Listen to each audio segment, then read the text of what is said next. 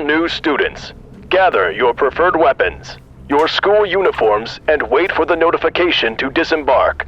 We are now 5 minutes from the Golden Divine Academy. The train's announcement sounded just after breakfast on the morning of the second day after Karl woke up.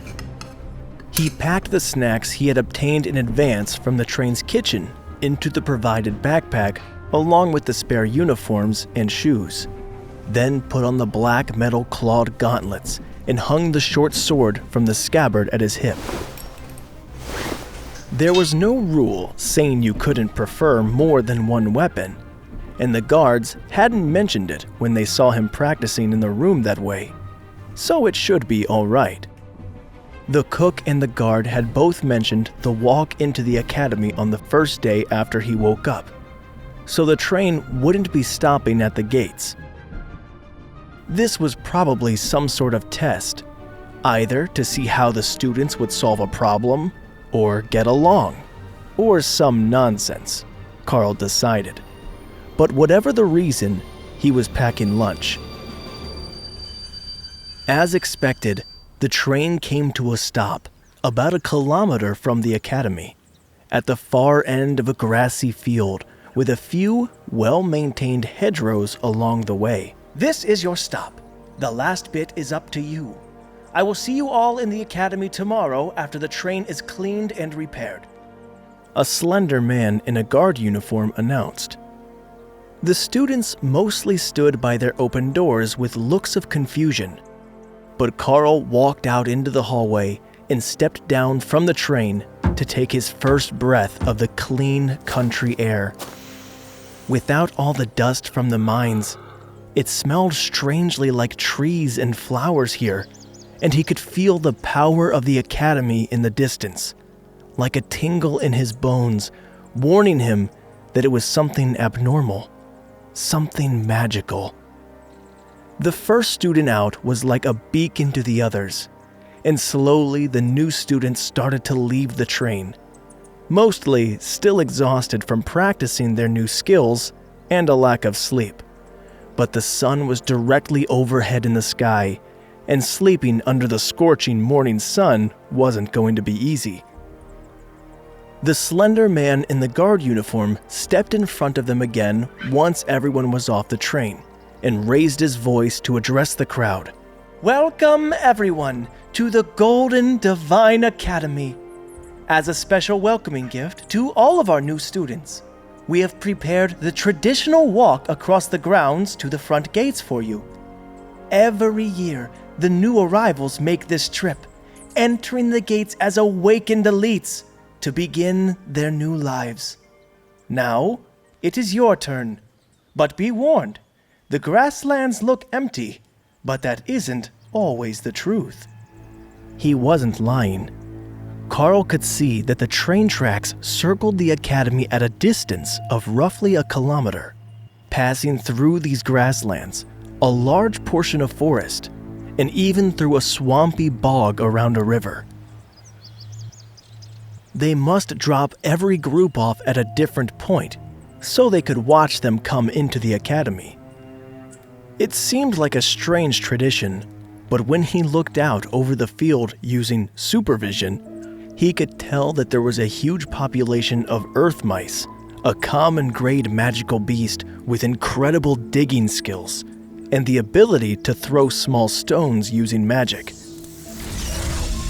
They were mostly harmless, and Karl had dealt with them using a slingshot as a kid, but in large numbers, they could be a real menace. In this case, it was likely to be a nuisance, just an amusing prank by the seniors to watch the new kids get pelted with rocks as they ran to school. Mice hungry. A voice sounded in Karl's mind, coming from the space where his Windspeed Hawk was kept. It was incredibly insistent and eager to taste the mice. So Karl stepped forward into the field to see what they would do to the students who tried to pass. He might have hunted them before, but that was with a slingshot and in the house where they couldn't use the earth to escape. Getting a clean kill shot here would be much more trouble. but he was fairly certain that he could do it with the speed of the rend attacks. He just had to time them right. Karl stepped forward into the grassland battlefield against an unknown number of the weakest magical creatures, armed with a single untested combat skill and a baby bird as a pet. Not exactly the most glorious of first battles as an elite, but it would have to do.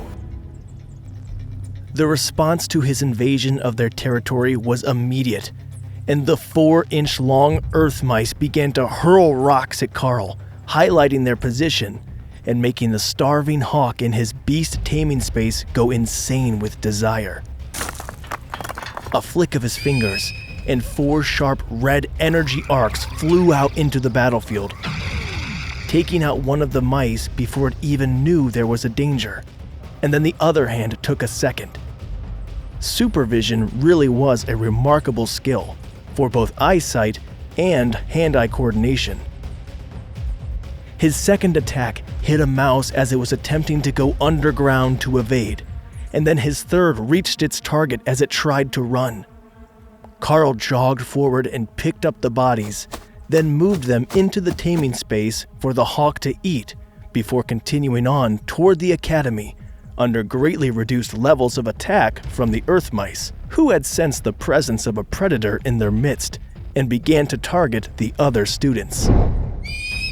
Only a few brave ones would still throw rocks at Karl from a distance, all of which were easily swatted away with an armored glove he had. That glove is such a cheat code here in the open field.